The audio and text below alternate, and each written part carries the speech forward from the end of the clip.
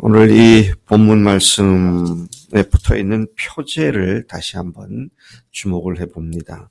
표제가 다윗의 마스길, 마스길이 뭐죠? 이제 교훈입니다. 다윗의 교훈, 인도자를 따라 현악에 맞춘 노래. 이것은 회중이 같이 합창을 하는 합창곡인 것을 알 수가 있고요. 그 다음에 10사람이 사울에게 이르러 말하기를 다윗이 우리가 있는 곳에 숨지 아니하였나이까 하던 때에 라고 그것이 언제 지어졌는지 언제 작시가 되었는지 그 상황을 덧붙여 설명하고 있습니다. 이 시는 다윗이 후대 사람들에게 교훈으로 남기기 위하여 기록된 것을 우리가 볼 수 있어요. 다윗의 마스길.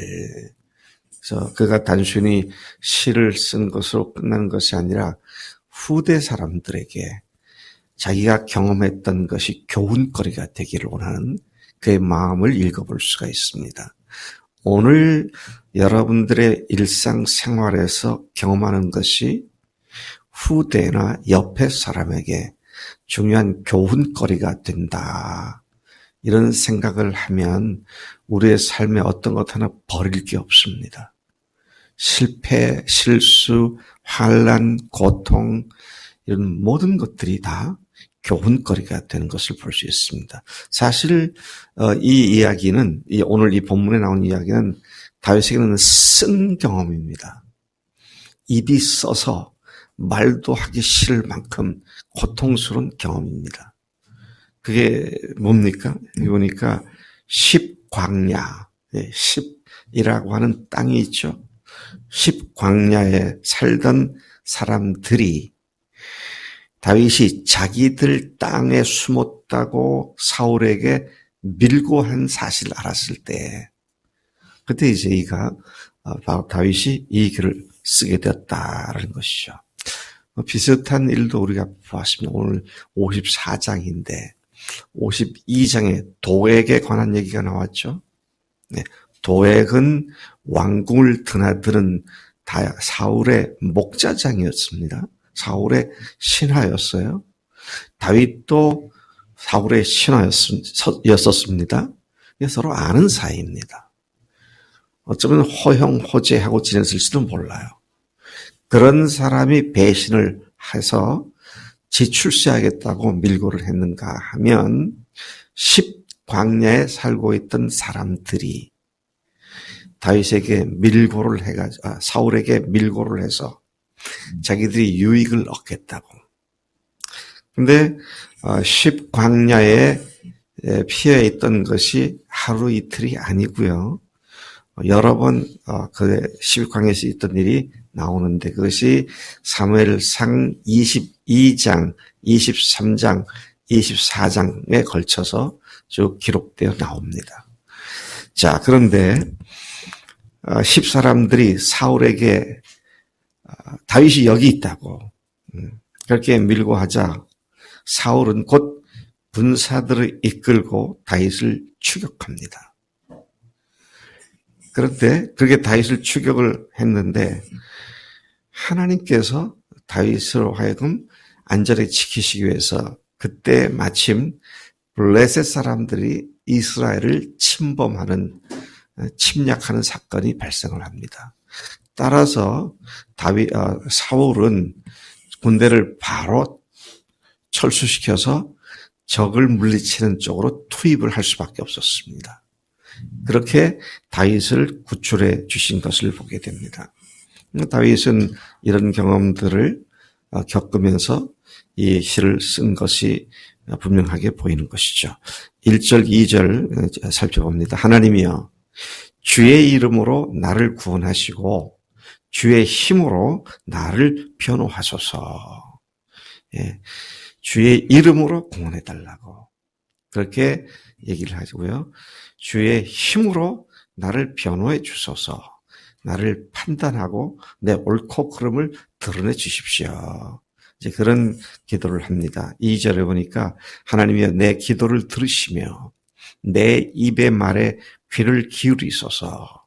그는 원수의 공격 앞에 무력한 자신을 보호조차 할 수 없는 자신의 모습을 하나님 앞에 고백하며 구원을 호소하고 있습니다. 자기를 돕는 자가 주변에 없고 오히려 자기를 갖다가 밀고 하는 그런 상황에서 지금 이러한 이야기를 하고 있는 것이죠. 그런 원수에게 쫓기는 절박한 상황 속에서 하나님의 이름으로 구원해달라고. 주님의 이름으로 구원해달라고. 무슨 말입니까? 구원을 했을 때 주님이 하셨음이 분명히 드러나도록 주님 나를 구원해 주세요. 또 주님의 이름이란 말은 뭡니까? 주님의 성품을 얘기합니다. 주님이 어떤 분이신지를 드러내는 그런 표현으로 말하고 있는 것으로 이해가 되는데요. 그는 더 이상 도망할 수도 자신의 생명을 지킬 수도 없는 급박한 상황에서 하나님께 도움을 구합니다. 여러분, 우리가 도저히 우리로서 어떻게 할 수 없는 그런 상황일 때에 할 수 있는 것 하나밖에 없잖아요. 주님께 구하는 겁니다. 네, 주님께 호소하는 것이고요.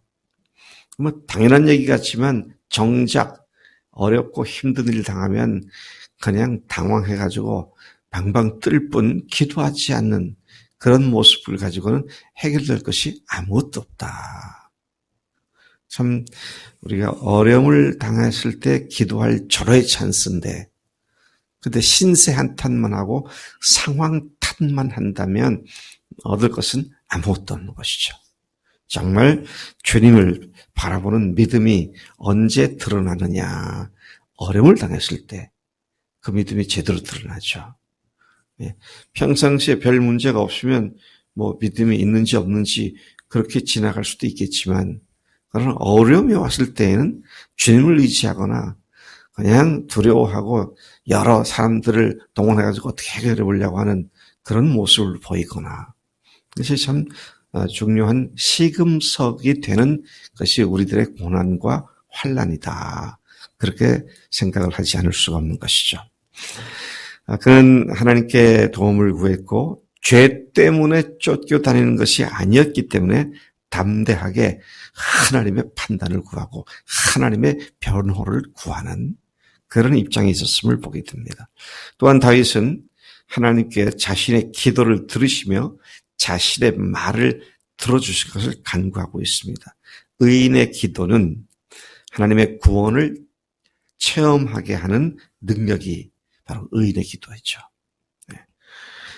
자기 목숨이 경각에 달린 상황에서 하나님께 구원을 호소하는 시인의 기도를 우리가 지금 이 아침 듣고 있는 것입니다.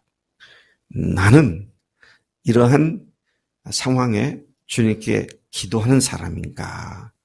아니면 안절부절 그냥 걱정근심만 하는 사람인가? 생각을 깊이 해봐야 할 것입니다. 3절 낯선 자들이 일어나 나를 치고 포악한 자들이 나의 생명을 수색하며 하나님을 자기 앞에 두지 아니하였음이니이다. 어제 우리가 보았죠. 하나님이 없다는 자가 어리석은 자다. 근데 하나님의 사람을 추격하고 무고한 사람을 추격하는 이들이 곧 하나님을 그들 앞에 두지 않는 자입니다.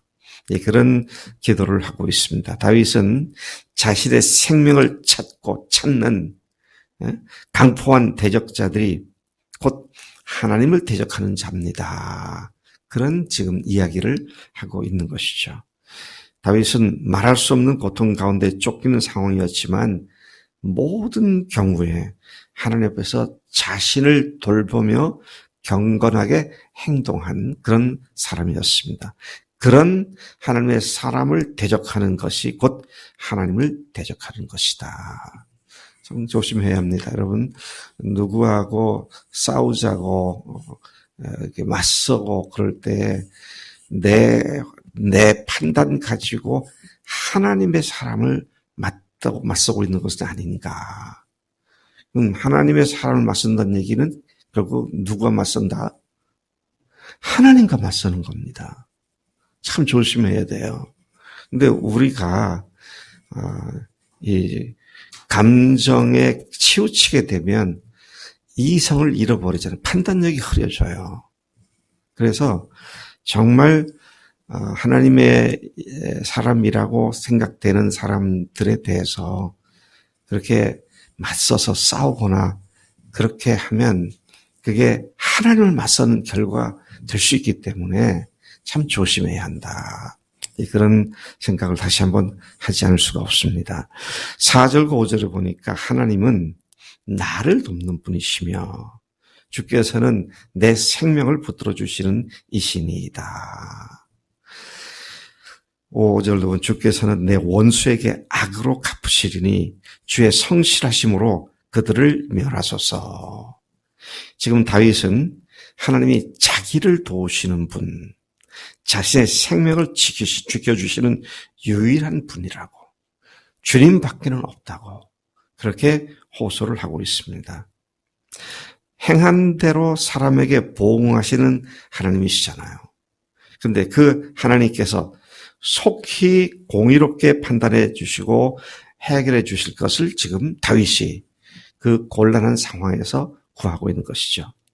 참 여기 보면 공의롭게 판단해달라 이 호소를 볼 때 다윗은 지금 단순히 자기가 살고 싶어서 살려달라고 하는 욕망이 아니고 살려는 욕망이 아니고 하나님의 의와 하나님의 공의를 영광을 드러내는 것이 되도록 하나님께 지금 구하고 있는 자세를 보여주고 있구나 그런 생각을 하게 됩니다.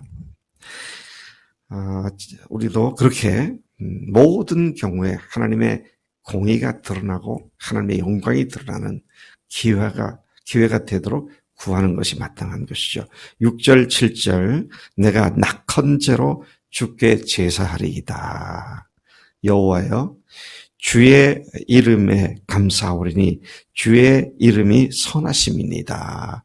앞에서도 주의 이름으로 주의 이름은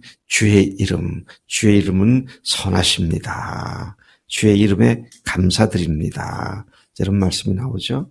좀 이따 또 말씀드리고요. 참으로 주께서는 모든 환난에서 나를 건지시고 내 원수가 보응받는 것을 내 눈이 똑똑히 보게 하셨나이다. 이제 다윗은 구원해 주시는 하나님께 감사의 노래를 드리고 있죠. 그는 하나님의 이름, 하나님의 성품의 선하심을 찬양하고 있는 것입니다. 다윗은 하나님께 낙헌제로 제사를 드리겠다고 서원했는데 낙헌제는 화목제의 일종으로 기쁨의 예물을 가리키는 것이죠. 이는 주신 복과 은혜를 헤아려보며 주님께 대한 감사의 표현이 낙헌제다. 그렇게 알려져 있는데 그는 이 환난과 곤경 속에서 주님께서 자신을 지키시고 구해주시는 그 주님의 선하심을 찬양하고 감사하고 있는 것입니다. 그는 주의 이름에 감사하며 주의 이름이 선함을 고백합니다. 주의 이름은 하나님의 모든 속성과 성품과 하나님의 인격을 말하는 것이죠. 다윗은 특히 하나님의 거룩하심과 공의로 심판하심을 감사하고 있습니다. 악한 자들은 악과 선을 막 뒤섞어서 악을 선이라고 선을 악이라고 구분도 하지 않고 막 그냥 때에 따라서 자기 좋을 대로 선과 악을 규정하지만 하나님께서는 언제나 항상 똑같이 선을 선이라고 악을 악이라고 말하시는 공의로우신 하나님이시다. 참 우리가 이거 분명히 알면요.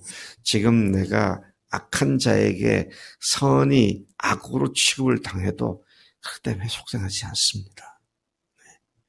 그것 때문에 막 그냥 어쩔 줄 몰라하지 않고 왜 하나님이 지금 공의로우신 하나님은 여전히 공의로우시기 때문에 그분을 의지하고 사는 사람들은 그것이 힘이 되고 의지가 되는 것이기 때문에 그래서 지금 바로 이 교훈을 주려고 다윗이 이 시를 쓴 것 같아요. 네. 정말 하나님은 하나님의 의를, 공의를, 선과 악을 동일한 판단 기준으로 역사하시고 계신 것을 봅니다. 다윗은 자신을 모든 환난에서 건지시고 원수가 보응받는 것을 목독케 하심을 기뻐했습니다. 악인이 성도를 핍박하고 위협해도 우리가 하나님만 의지하고 그분의 구원을 구할 때 어떻습니까? 인자하신 하나님께서는 반드시 그분의 이름을 위하여 구원을 베푸신다. 오늘 우리가 이 믿음을 가지고 우리 모든 상황에 승리하는 믿음의 삶이 되기를 축복합니다. 하나님 아버지 감사합니다. 저희는 오늘 다윗의 교훈을 통하여 3000년 전에 있었던 그 사건이 오늘 우리에게 큰 위로가 되고 도전이 되고 또 우리의 삶의 지표가 되게 하시니 감사합니다. 하나님의 말씀은 천지가 없어지더라도 1.1획도 없어지지 않는 영원한 진리의 말씀이오니 오늘도 이 진리의 말씀에 의지하여 우리 모든 믿음의 식구들이 주님의 이름으로 주님의 영광을 구하며 오늘의 상황들을 주님께 온전히 의탁하고 믿음으로 달려나가도록 역사하시는 줄로 믿습니다. 감사하고 예수님의 이름으로 기도를 드립니다. 아멘. 아멘.